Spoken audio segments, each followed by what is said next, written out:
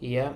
So, first of all, I'm just doing this to document my daily thoughts because I'm too lazy to write them down in a diary.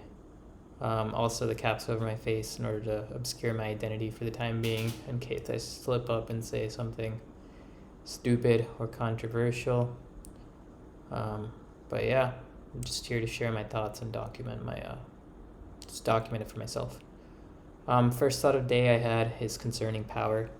And like specifically what I'm thinking about, and what I mean by that is growing up, you're taught all about like the sanctity and fairness of American democratic institutions, whether it be like the ability to rise up and make something of yourself, which I believe you can, whether it be the right to due process and how fair our court system is, how fair our police officers are, how fair our justice system is, or for example, how our congressional branches and executive branches are meant to be fair and just make decisions in the best interest of people. Growing up, that's what I was taught, that's what I believed, and that's what I vouched to when talking to people. Um, Obviously, I'm not white, I'm Indian American, so my parents were first gen immigrants. So I've been to India before, and like a thing I noticed about India on my trips there is how everybody talks about how difficult it is and unfair it is when doing certain things and getting stuff done. For example, all the time it takes to get something simple like a construction permit, or how you need to give bribes to police officers or government officials in order to make sure your work gets done. Basically, what I'm getting at is the idea of India is corruption. I'm not saying there aren't honest people, but that's what I hear when people talk about India, that it's corrupt and that it's just hard and unfair. And I thought the U.S. was like above that or beyond that. But as I grow older and I observe the world around me, part of me grows more jaded and cynical. But as I observe the world around me, what I see is that people are very self interested, even when they're in positions where they shouldn't be self interested. For example, the simplest example is like congressional stock trades. It's like you have all these lifelong Congress members getting rich off of a salary of 178,000 is what I've heard. And you have people like Nancy Pelosi advocating for being able to trade stocks in office. And so that strikes me as something unfair. Another thing is like these parties, Republican, Democrat, talk about how they're different and how they preach different values. But at the end of the day, they're all getting money from the same corporate donors and the same big corporations, and they're taking money from the same lobbyist firms in order to advance their own self interest.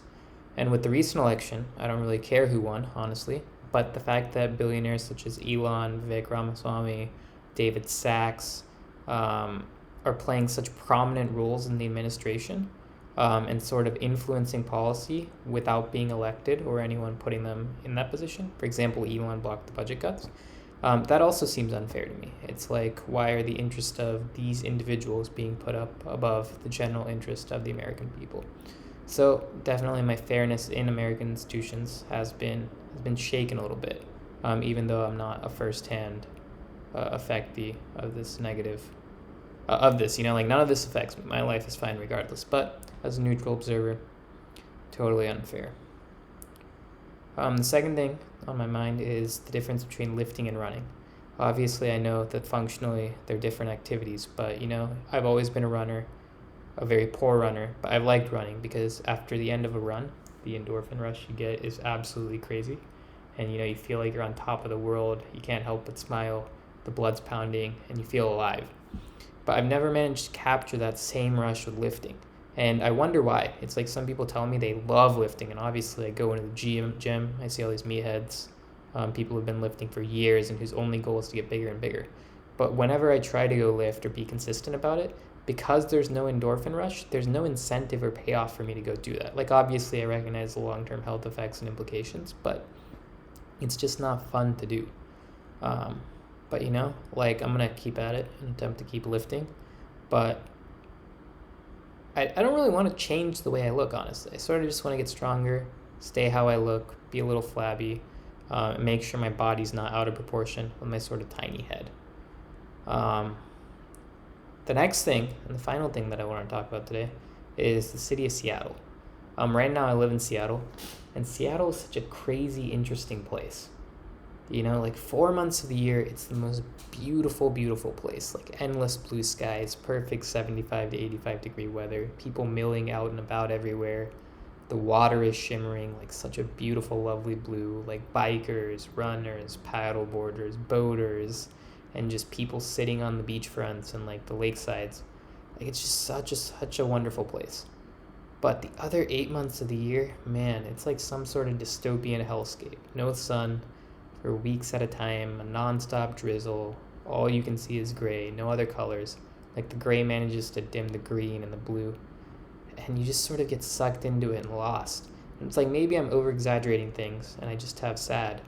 But I've tried sun lamps, I've tried vitamin D, but nothing can shake me out of my funk here during those months. And it's just the most miserable experience. I might be over exaggerating, but miserable for me. But outside of that, the city also feels sort of dead. It's like completely quiet. You don't see anybody around. You see shit on the streets, a bunch of tents, a bunch of homeless, and it's very, very dystopian. And and it probably doesn't help that I live right near the Amazon buildings, but that is what it is. Just a bit soulless. But yeah, those are my thoughts for January 12th.